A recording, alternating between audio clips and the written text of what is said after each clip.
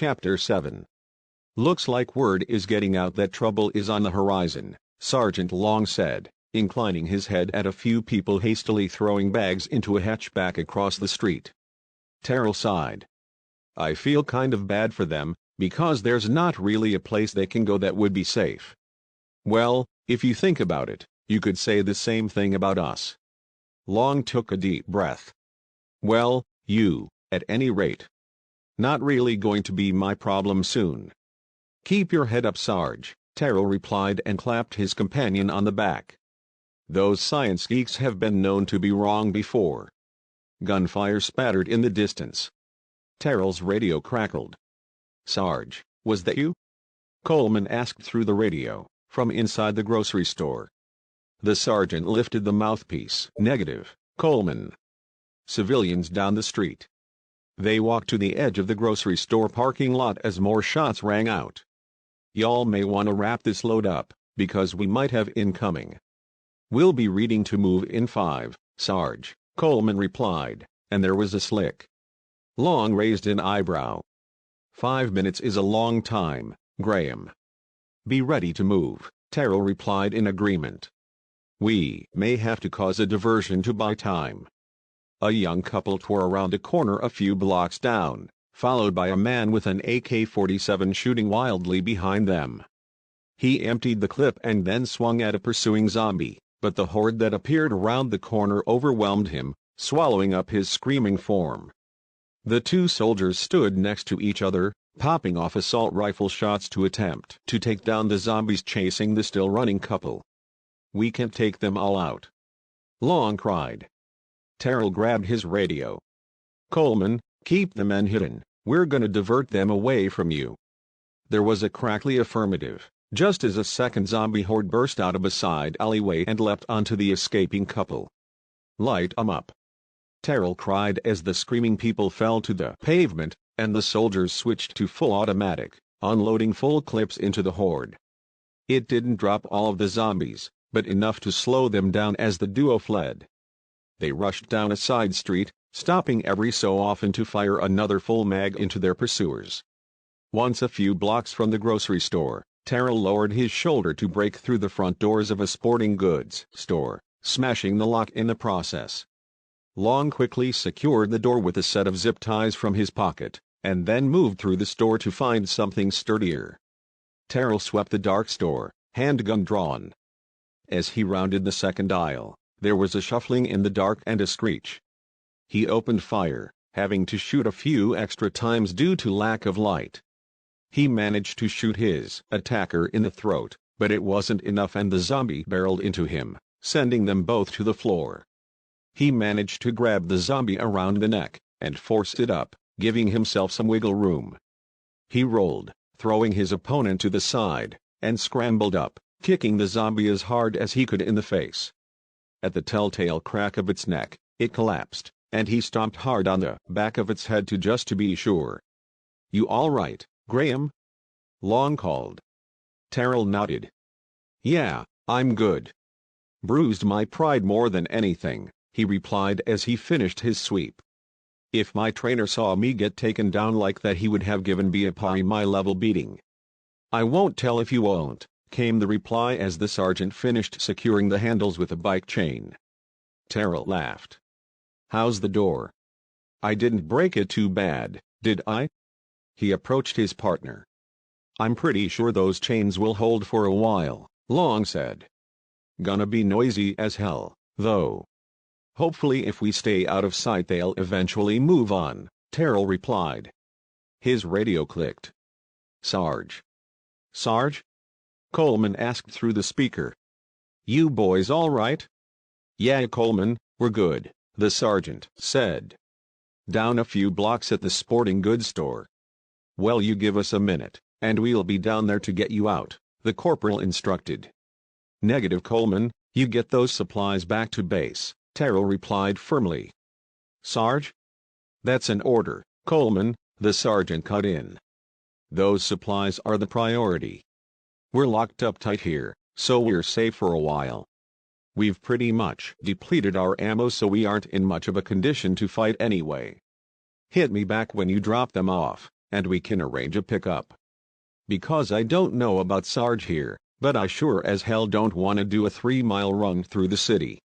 Long barked a laugh. "With this humidity? Hell no." "You got it, Sarge," Coleman said reluctantly. "Y'all be safe." "Y'all too, Coleman," Terrell said. "Graham out. I think there's some lawn chairs in aisle 6 if you'd care to join me for some lounging." Long motioned over his shoulder.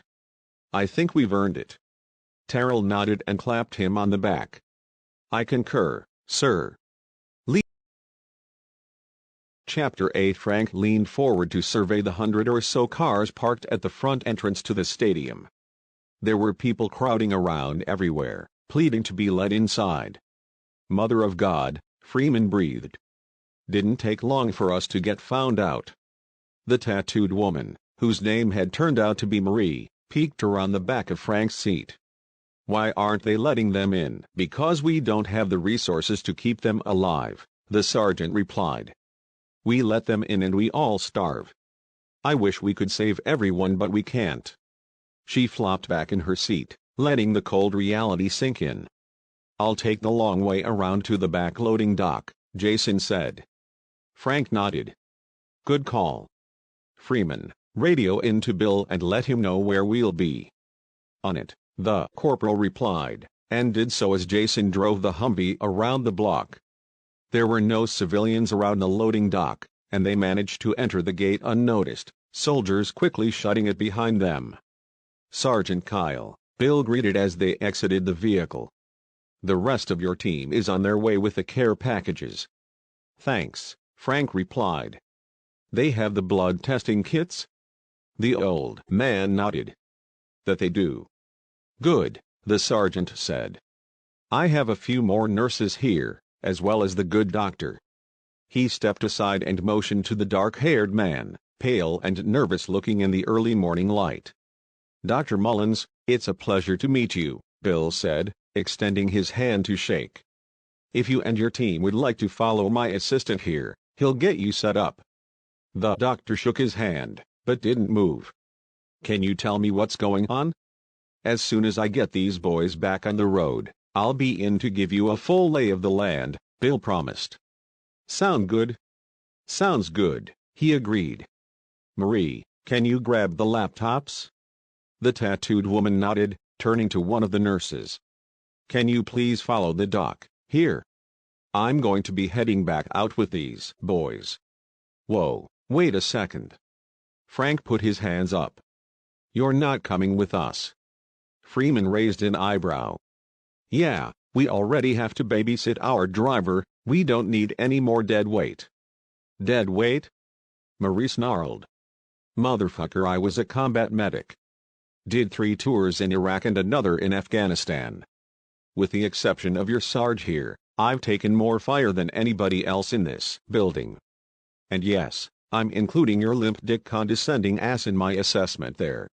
Freeman blinked at her intense glare and then took a step back, shrugging. "Well, she certainly has the balls to run with us, Sarge, but it's your call. Marie, I appreciate your service and have no doubt you can handle yourself," Frank began, "but my team is solid and we don't need you out there." "You and your men ever use a blood testing kit?" She raised her chin. "You know how to identify a false reading? What about a failed test?" She paused as they glanced at each other, speechless. "Look, I don't have all of the information you do, but I'm not a moron. I know what Dr. Mullins' research focuses on, and I know all too well what went down at the hospital. And with your emphasis on the blood testing kits, it sounds like you could use my help since one fuck-up could seriously ruin your day. Or am I wrong?" Frank took a deep breath, and then let it out slowly. "Bill, get this lady some gear." "Yes, sir," the old man replied, and headed off. "Just so we're clear," the sergeant said, "you follow my orders just like you're back in the desert." "Understood?" Marie nodded. "Understood." "Hey, Sarge," Corporal Owens entered with Bill, carrying a bunch of gear. "Good to see you made it back in one piece." "Good to be back," Frank replied. "So, what did you bring me?" Fresh stock of ammo, already mag-loaded, Owen said, rummaging through the pile on the table. Full assortment of grenades, as well as 20 C4 charges. And a few hundred blood testing kits we borrowed from the hospital. Well, that should be enough to get us through any door we come up against, Frank said. Bill put his hands on his hips. I thought it might. All right, boys, load it up, the sergeant instructed. 2 Humvees, we're leaving the transports here until we get the engineers secured. The old man raised a hand. Sergeant, if I may make a suggestion. Have at it, Frank said. If that crowd out front is any indication, this place is going to be a madhouse sooner rather than later, Bill began. If we don't move the transports now, we may not be able to get them out of the garage without risking a breach. We can always ladder people in if we get surrounded by those creatures, but it's a moot point if they're stuck in storage. I understand that, but I don't like the idea of them being exposed to city streets, Frank replied. It could take us hours to secure everyone we need to. Bill set a tablet on the table and pulled up a map of the city. He highlighted a building in the downtown core. This is your target, he said, the convention hotel. 7 blocks away right here is the city bus lot. Their service started about 2 hours ago, so the lot is going to be mostly deserted. I can send a few of the grunts over there with them to park until you need them. It's not totally secured like the stadium, but it should hold for a few hours. Make it happen, Frank agreed, and clapped him on the back. I'll radio when we're ready to move. The old man saluted as the sergeant headed over to the lead vehicle. He hopped into the passenger seat, nodding back at Marie, Freeman, and Owens. All right, Jason, to the hotel, he instructed. The driver grinned. Yes, sir. Tell your boys to keep up, 'cause we're gonna be moving. He popped the Humvee into gear as soldiers opened the garage gate and peeled out, the other vehicle close behind. They tore down side streets, encountering no resistance as they squealed tires around the city. There were rogue zombies here or there feasting on a body, but no large groups. Jason slowed down as a massive wreck came into view at an intersection a few lights up. Shit, he muttered. Hoping we could get closer before having to get on the main drag. Hang tight. He took a sharp left and drove for a few blocks before making a hard right. On the main street, there was complete chaos. People ran around everywhere in the streets, zombies tearing after them. There were several busted cars, smoking and some overturned. Bodies littered the street. Jason slammed on the brakes. What the hell are you doing, man? Freeman cried. We gotta move. The driver froze, unable to even breathe at the carnage before him. Jason, where is the site? Frank asked gently. His mouth moved up and down like a fish before he could make any noise. It's Jason. The sergeant said sharply. He jumped in his seat. 5 blocks up, 2 blocks left. I want you to floor this thing, drive through anything that comes across your path, Frank said firmly. Do it, now. Jason took a deep breath and then punched the accelerator, screeching the tires and launching the Humvee up the road. He wove in and out of the wreckage, wincing any time he clipped a body that he hoped was a zombie and not a person. You're doing good, Jason, just 2 more blocks, Frank said. They crossed the final intersection just before a car speeding in the other direction, and Marie shrieked as it smashed into the second Humvee. Stop the car! She yelled. Freeman turned around as the opponent car spun around, totaled, the Humvee's front axle completely dislodging. Back it up, he cried. Jason slammed on the brakes and popped into reverse, the soldiers preparing their assault rifles. He stopped a few feet from the accident, and Frank and Owens hopped out, immediately taking down 3 zombies that ran towards them from the sound of the crash. Owens surveyed the car, the passenger down for the count with a massive bite wound in his neck. Frank ran over and ripped open the driver's side door of the busted Humvee. They really need to put airbags in these things, Webb groaned as he rolled out of the vehicle onto the pavement. Frank hooked a hand under the corporal's bicep. Yeah, you're all right. On your feet, soldier, we gotta move. Gardner staggered out of the back seat. Where we going, Sarge?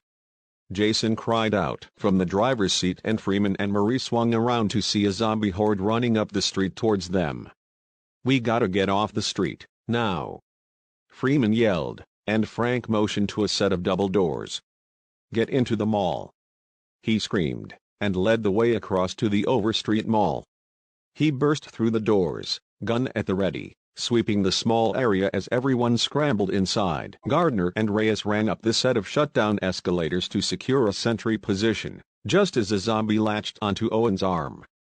Freeman dispatched the zombie quickly, brains flying back out onto the street as they pulled the corporal inside and slammed the doors.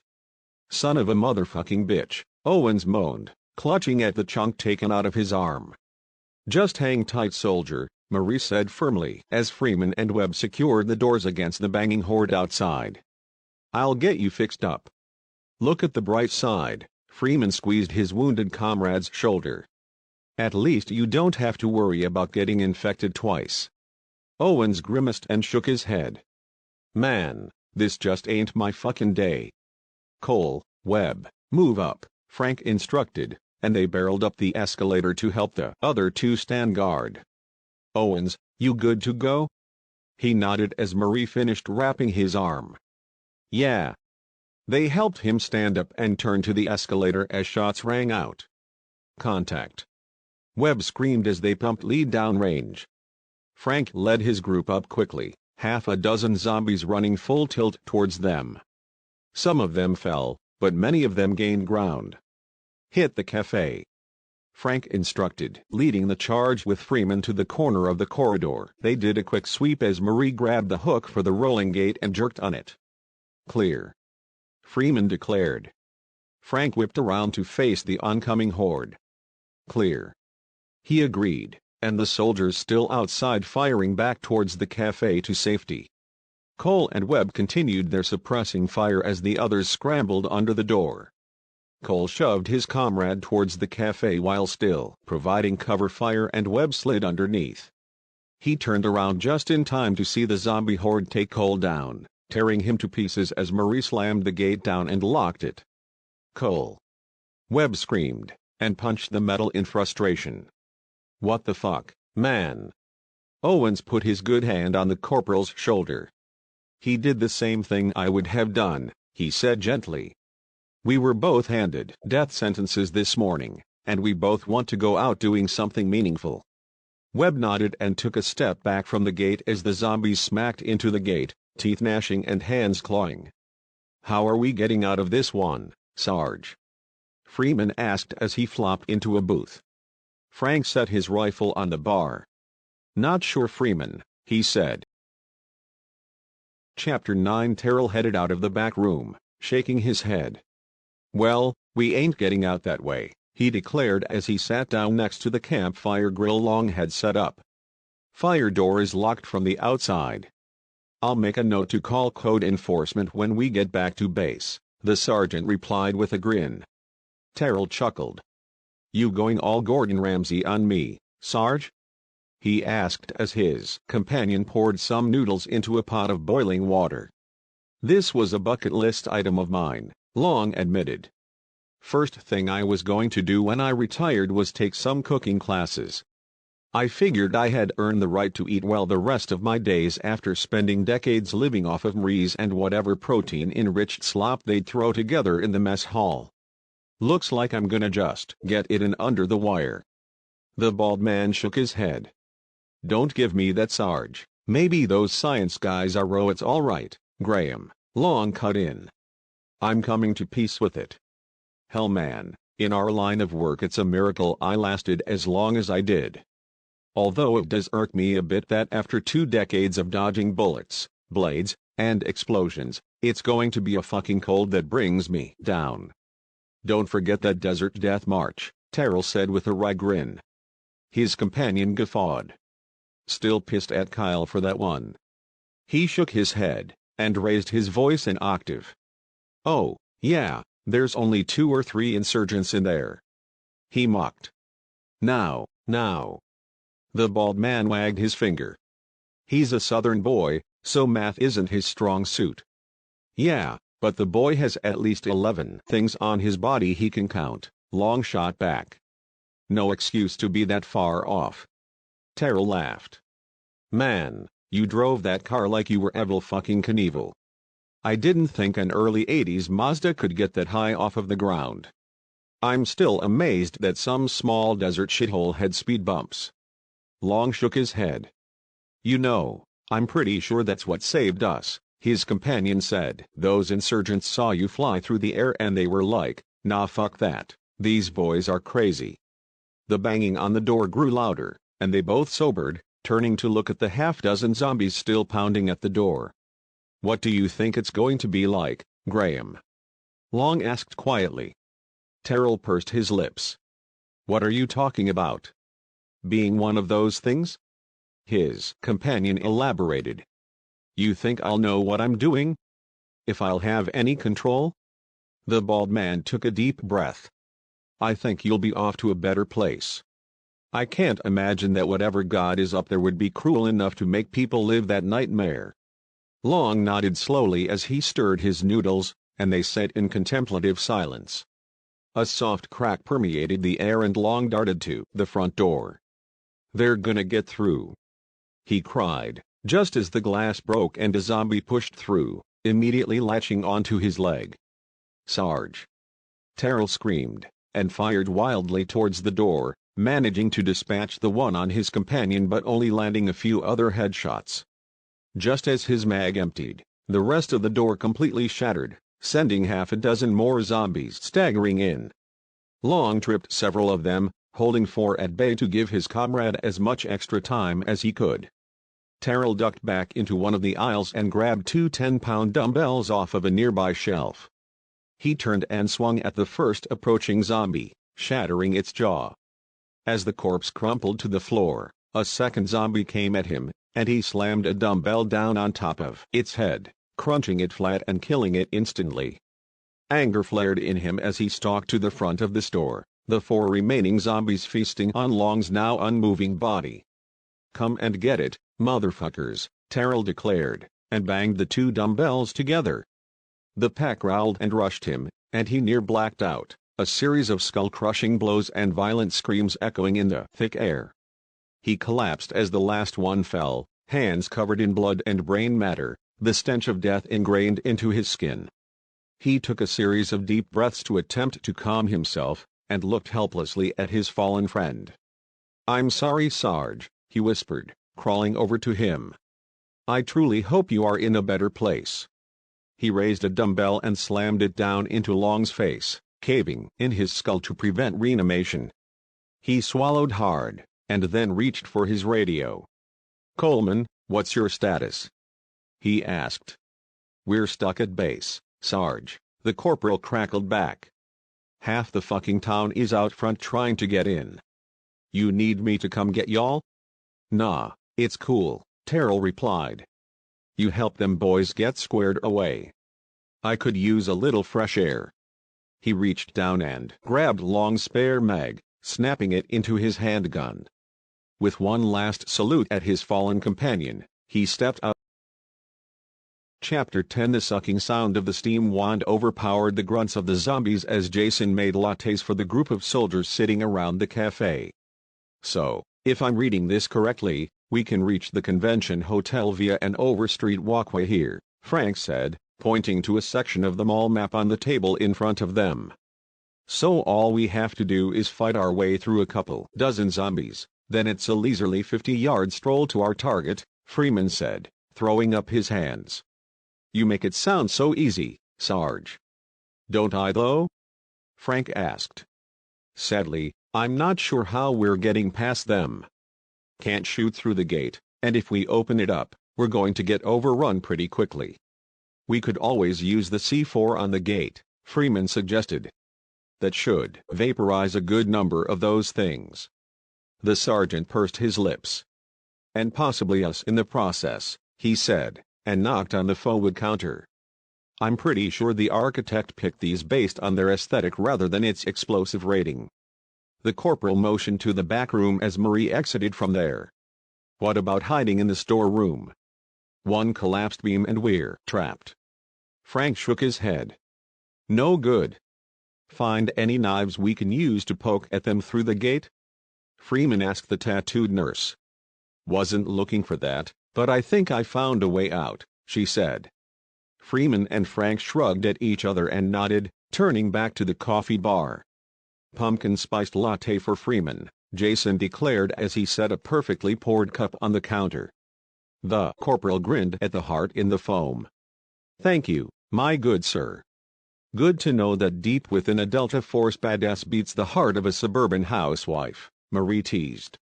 Freeman put up a hand as he swallowed, a foamy mustache left on his face. Mock me all you want, but this is some tasty shit. Just don't spoil days of our lives or he'll gouge your eyes out, Frank said, curling his hand into claws. R-A-R-R-R-R-R. Marie chuckled as she led them into the back room. She pointed up at a large air duct grate. Oh look, you might get to John McClane it after all, Frank declared. Freeman choked on his beverage a little. Yeah, there's no way I'm climbing through an air duct, he sputtered. Relax, pumpkin spice, Marie retorted. That's not going to be necessary. Take a look. The sergeant climbed the shelving to peek through the grate. It was only about 5 feet deep, and opened up into the neighboring store. Looks like it's the air intake for the AC, he explained as he climbed back down. It goes right into whatever is next door to us. How does that help us, exactly? Freeman asked. One door over isn't going to make a whole lot of a difference. By the time it takes all of us to climb through, those creatures will follow us. Marie shrugged. Then we just send a runner. Freeman pursed his lips, took a deep breath, and then made a fist. Rock, paper, scissors, Sarge? He asked.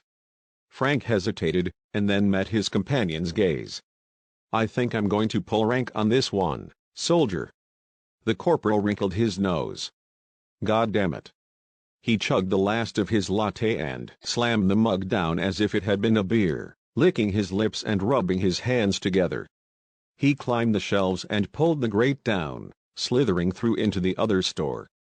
He ducked down behind some shelves with various clothes, and crept towards the door.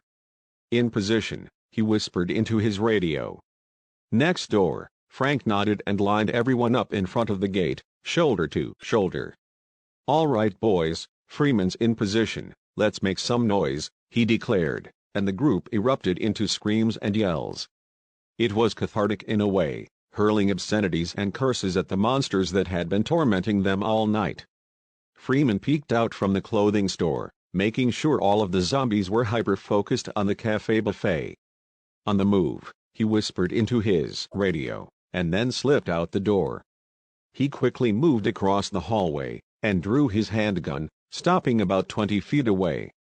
His heart pounded in his ears and he took a firing position. Operation Gump starting in 10, he said into the radio. Be ready to move. Frank grinned. Run, Forrest, run, he replied. Freeman took a pre-sprint stance and then fired at the horde. After 3 in quick succession, he took off down the long hallway. He glanced once over his shoulder as the entire horde took off after him, and hoped to hell that nothing would pop up in front of him.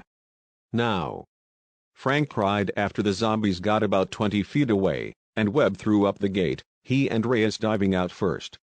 They all barreled across the hall to the walkway, jerking the door open with their guns raised. Clear! Webb cried, and everyone flew inside. We're across, hurry up and get here, Freeman. Frank yelled into the radio, holding the door open. He, Gardner and Owen stood in defensive position inside the door, watching the hallway. Freeman came around the corner, the horde hot on his heels. Slide now! Frank screamed, and the corporal dropped into a textbook baseball slide, as if stealing second base. The 3 soldiers opened fire, unloading their entire clips into the oncoming wave. It gave Freeman enough of a gap to pop back up and tear through the door, the 3 soldiers slamming back against it. Gardner started zip-tying the doors.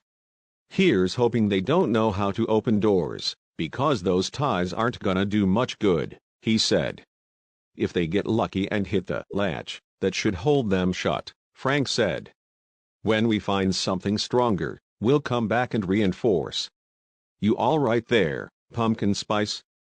Marie asked, standing over Freeman, who lay on the ground, chest heaving. "I realize we just met and all," he huffed, "but I hate you."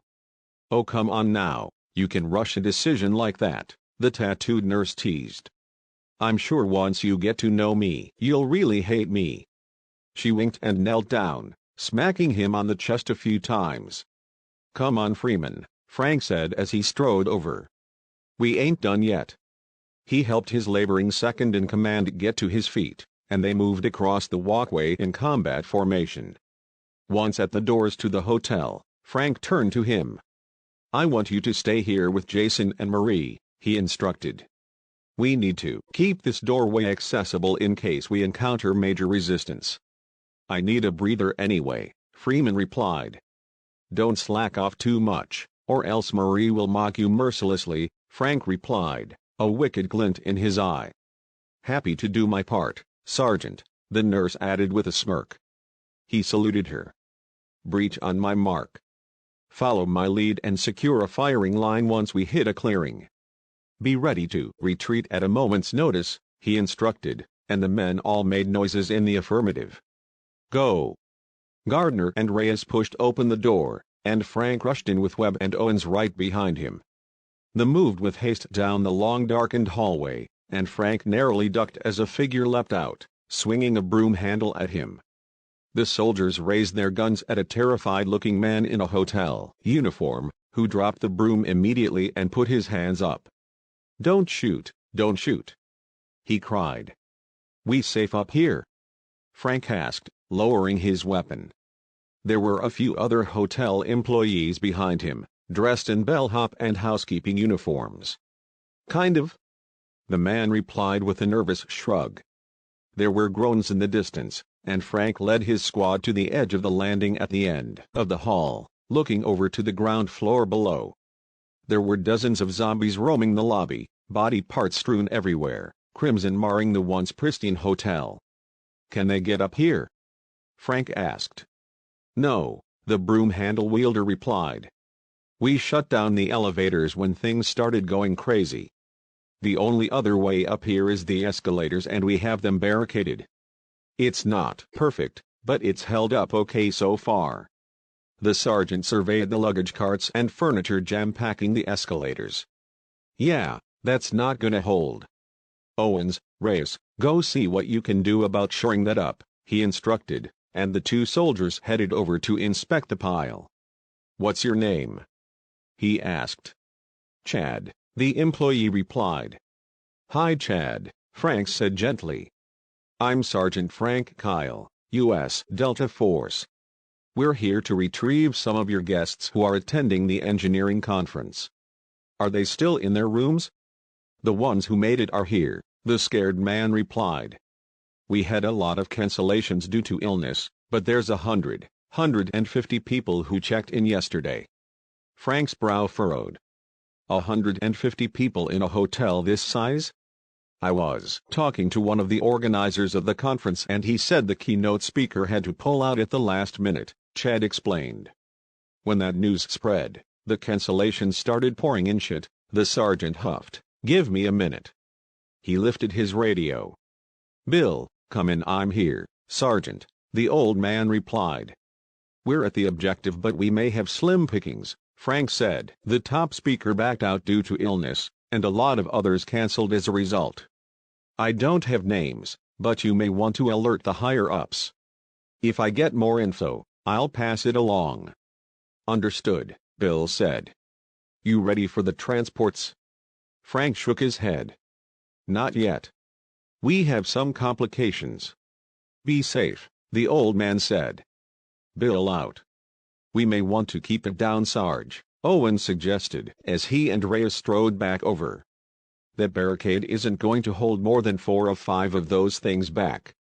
"All right," Frank agreed. "Reyes, go get Freeman. We're going to have to clear the deck here." He turned back to Chad as the soldier ran off. "Tell me about the lobby." "There's 2 sets of doors at the front there that are on a keycard locking system," the employee explained, motioning across the space below. "The panel is on the left side there. One swipe followed by the code will lock both sets of doors as well as the revolving door. And that's about it, really." The sergeant raised an eyebrow. "A hotel this size has to have other entrances. Concentrate. I need you to think. And I need you to stop being condescending," Chad snapped. "Yes, there are other entrances, but we were short-staffed this morning so I didn't bother unlocking the other doors.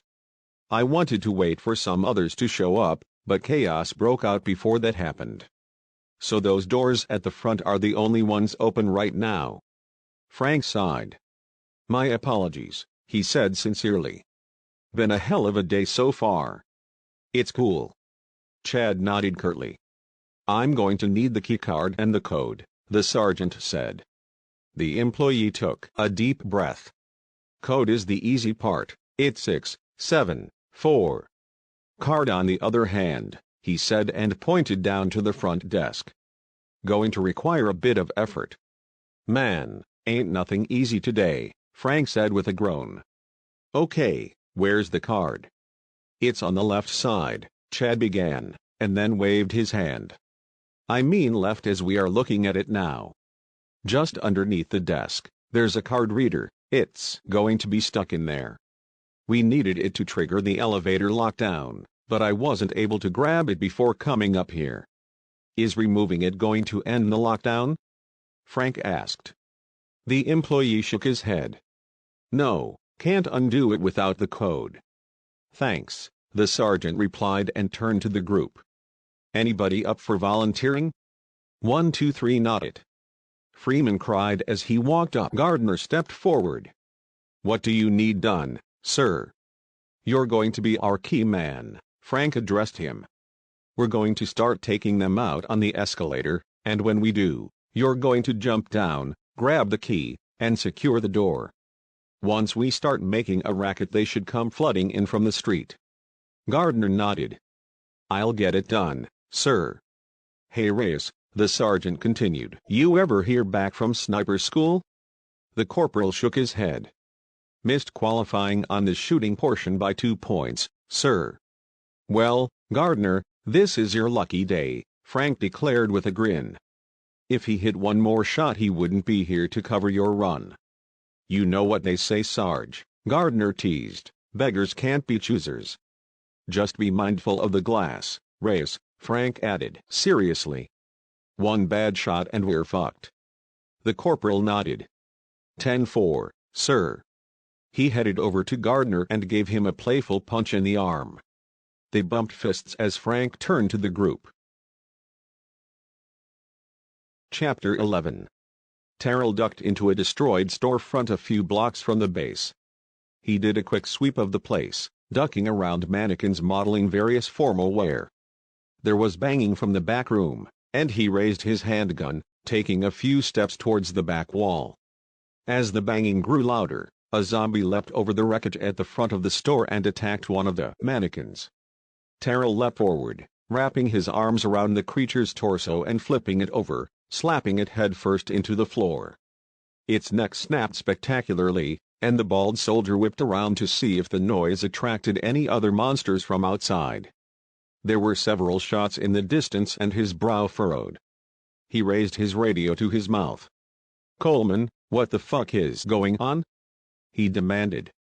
The gunfire intensified as a group of civilians suddenly thundered by his hiding spot, closely followed by a large horde of undead. Terrell turned around a back corner as 2 creatures pounced on a stumbling woman, the rest chasing the live ones. "It's a goddamn firefight, Sarge," Coleman replied, and Terrell turned the volume way down on his speaker. "Zombies showed up. Some fucking private got spooked and fired a shot. Next thing we know, civilians are firing back and everybody is getting lit up." The sergeant sighed. "So, I'm guessing y'all ain't gonna open the front gate for me?" he asked. "You may have a way in," the corporal replied. 100 yards west of the main gate, one of the cars we were bringing in got a flat and we rolled it into the ditch. I'll be there with something to hold down the barbed wire. Terrell stiffened as the two zombies feasting on the fallen woman suddenly straightened up and screeched towards him. I gotta move, headed your way. He yelled into the radio, and dropped the three zombies quickly. He leapt out of the storefront into the street. The road towards base was littered with corpses and blood, zombies feasting all over the place and banging on car doors and store windows. A trio of undead turned from a nearby car and noticed him, taking off in his direction. Terrell took off towards a side street parallel with the base. 2 blocks away from his entry point, he glanced back over his shoulder to see that the trio has become a dozen zombies chasing him. He turned the corner to run back in the direction of the base, and a duo of walking corpses popped into his vision, just too late. He put his head down and crashed through them like a running back, and the stumbling zombies split apart face first into the pavement as he tore away. He hung a right towards the car in the ditch, beside an 8-foot fence topped with an impressive amount of barbed wire. His leg muscles screamed as he tore up the car, just as Coleman threw a giant rug over the barbed wire to give him something to shoot for. He hit the roof of the car and leapt as hard as he could, hitting the rug with his stomach. His momentum wasn't quite enough and he began to slip back, so he grasped the bare barbed wire with his hand and jerked hard, flinging himself ass over tea kettle. Coleman attempted to soften the fall, but they both hit the dirt fairly hard. The corporal popped back up and jerked the mat from the fence as the zombies hit it, rattling and groaning. "Holy shit, Graham, are you okay?" Coleman huffed, falling to his knees in front of the incredibly lucky sergeant. "Yeah, I'm good," Terrell replied, his chest heaving as he cradled his hand. The corporal swallowed hard. Where's the sarge?" Terrell shook his head, and Coleman lowered his gaze for a moment, taking a deep breath. He winced and then offered the sergeant his hand to help him up. "I need to talk to Colonel Wagner," Terrell said. "Let's." Chapter 12.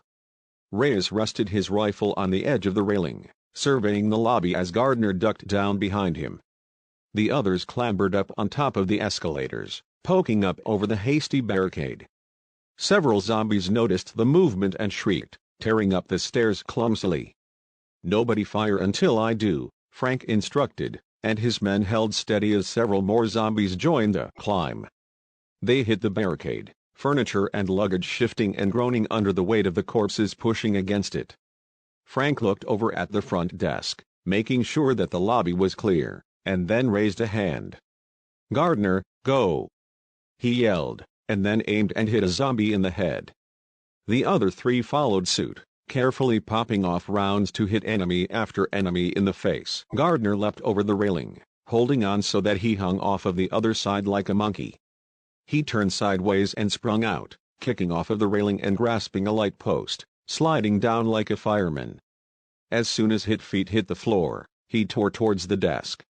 A rogue zombie took off in his direction, but Reyes felled it before it got too close.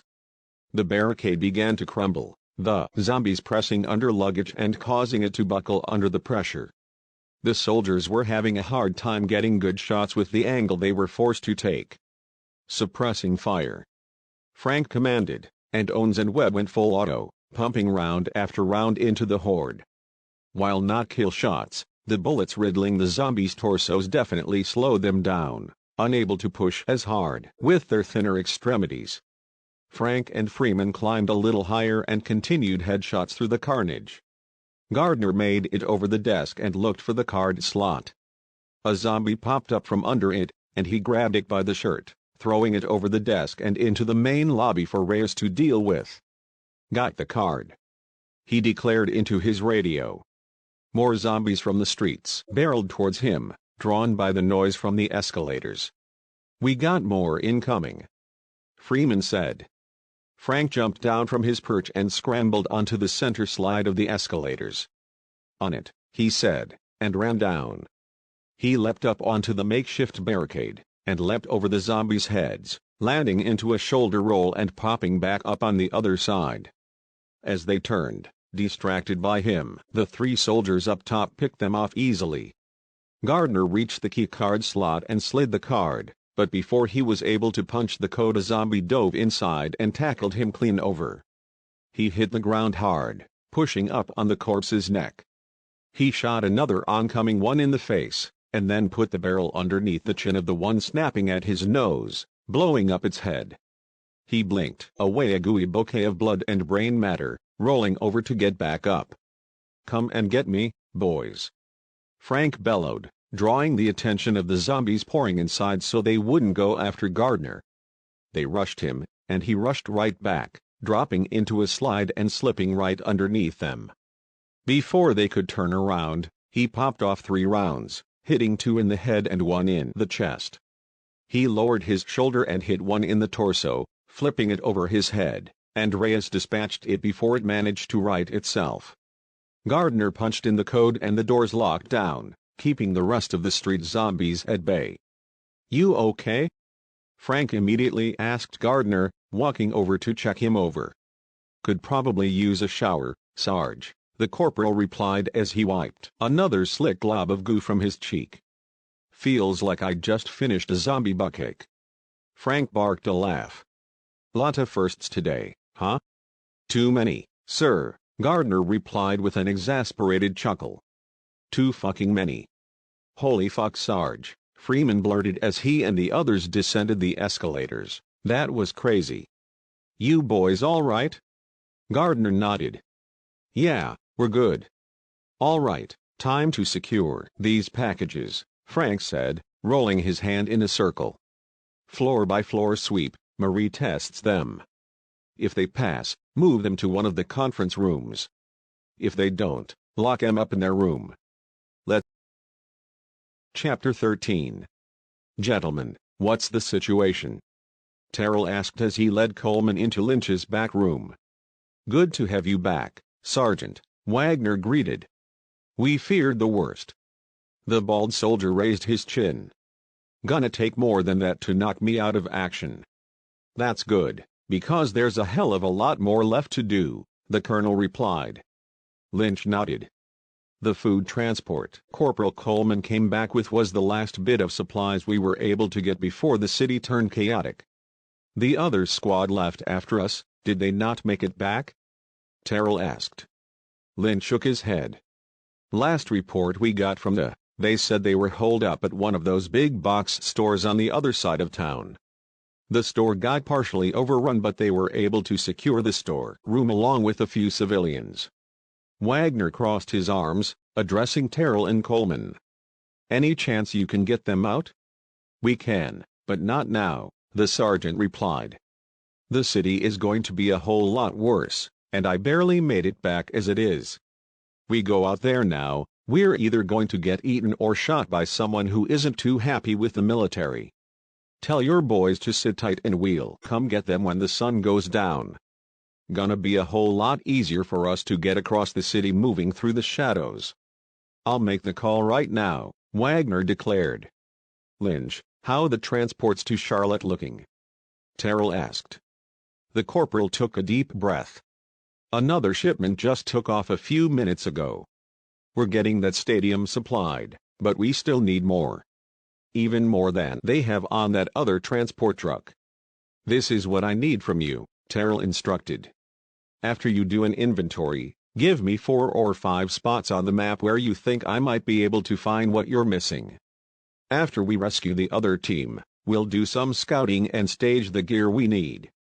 Then we'll do one last big sweep at daybreak. Won't that be risky?" Lynch bit his lip. "I mean, riskier than doing it under the cover of darkness. My boys and I on foot can move well in the darkness and avoid the zombies," the sergeant explained. "Can't really do that with the massive transport trucks. No matter what we do, we're gonna attract attention. Be better to have daylight so we can spot them rushing us." Lynch nodded. "Makes sense. I'll have the report ready for you in an hour, sir." "Take your time, Corporal, we ain't heading out for several hours," Terrell said. "I'm gonna go get some food and maybe catch a Z or 2. But could you do me one more favor?" The corporal cocked his head. "Anything, sir." He smiled tiredly. If my boy Sergeant Kyle radios in, can you come get? Chapter 14. Frank surveyed the last group trailing into their makeshift testing room by Freeman and Webb. How are we looking, Marie? 22 more on the top floor are healthy, she replied. Only 5 tested positive. He added the numbers to his clipboard. All right, that brings us to 140 healthy people. 85 engineers, 35 civilians, and another 20 hotel staff. Why are you separating them like that? Marie asked, brow furrowing. He squared his shoulders. Because the engineers are the mission. Whoa, she gushed, eyes blazing. You aren't thinking about leaving the civilians behind, are you? You do understand that we have limited supplies, don't you? Frank threw up his hands. We let everyone in, then we all die. Our mission is bigger than a handful of civilians. I'm not an idiot, she snapped. I know we can't let everyone in who shows up on the doorstep of the stadium. Not only do they take up valuable space and resources, but they could easily be infected. These people are different, though. They're actively helping us secure the VIPs. And we know that they aren't sick. She lowered her voice.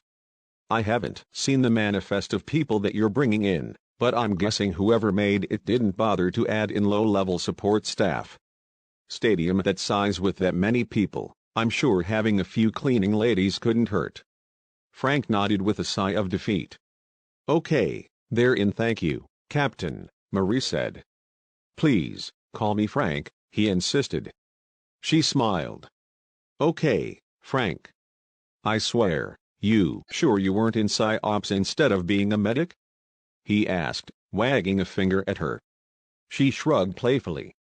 Well, I'm a woman, some things come naturally. She winked and then headed over to the conference room. Freeman, get these people ready to move, Frank called. I'm calling in the transports. You got it, Sarge, the corporal replied. Frank lifted his radio. Bill, come in, what's your status, Sergeant? The old man asked through the speaker. Package is secure, we have 140 civilians ready for transport, he reported. I'm afraid I have some bad news, Sergeant, Bill said. Frank sighed. Seems to be par for the course today. We lost contact with the transport team an hour ago, the old man said. They were relaying reports about the city deteriorating, and their message was interrupted by screams and gunfire. We don't know if they were taken out by looters, or if they were firing on zombies. All we know is we've lost contact with them. Damn it, Frank growled. Okay, Bill, see if you can patch me through to Fort Bragg. Gonna be just a moment, came the reply. Hey Chad, does this place have a parking deck? Frank asked. The employee nodded as he handed out bottles of water. Yeah, we share one with them all, but we have direct access to it via an over-street walkway. Any idea how tall it is? The sergeant asked. Pretty big. Chad shrugged. 9, maybe 10 stories tall? Webb, go check it out, make sure we can get across it and it's not overrun, Frank instructed. Sergeant Kyle, Bill said over the radio, I have Lieutenant Colonel Wager and Corporal Lynch on the line.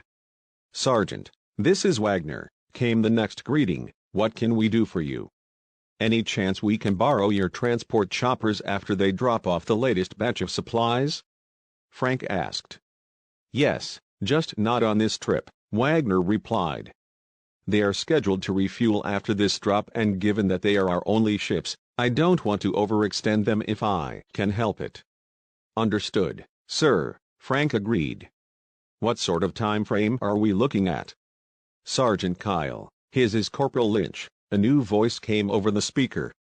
The transports left here recently, so with the multiple trip flight times and refueling, we're going to be looking to be at your position sometime around dusk. We can handle that, Frank said. We're going to have around 150 people needing transport. We have access to a 9 or 10-story parking deck, so the top floor will be the extraction point. And we're going to have this thing well coordinated because those choppers will attract a ton of attention. We'll make it happen, Sergeant, Wagner promised. Frank nodded. Thank you, Colonel. Sergeant Kyle, Lynch cut in, if you bear with me just a moment please. There was a pause. There we go. Have you on a private line now? Someone wants to say hello. What's up, Kyle? Terrell asked. A massive grin spread on Frank's face. Hey Graham, you lived through the morning. Guess I owe Freeman $10. Man, I ain't gonna let a little thing like the end of the world take me out, the bald sergeant replied. Frank laughed. You wouldn't be saying that if you went through half the shit I went through today. I had to grenade a hospital. Oh yeah? I beat half a dozen zombies to death with 10-pound dumbbells. 10-pounders? You getting weak on me? Frank teased. Stronger than you'll ever be, boy. You know, Graham, if I thought there'd be anybody left to read it, I'd say we need to write our way story memoirs. Terrell laughed. Hell man, if I could write I wouldn't have gone into the military. I would have went all Robert Frost and lived a hermit's life in the woods. Yeah, but knowing you, Frank replied, you'd be out there wrestling bears and shit. Better than wrestling stripper assassins. Frank sighed. Once again man, I'm sorry. Just giving you a hard time, bro, Terrell laughed. I know man, his friend assured him. Just good to hear you're still going. All right now, you and your boys get some rest, Terrell instructed. When the sun goes down, the real fun is going to begin. No kidding, Frank agreed. Be safe, bro. Webb walked back in, Chad on his heels, as the sergeant ended the call. Path is clear, the corporal said. The walkway is on the 7th floor, so we're only going to have a couple of floors to go up to the roof. Finally, something going our way, Frank said with a grin. Transports are going to be here in a few hours. So I want everyone to get some rest. He took a deep breath.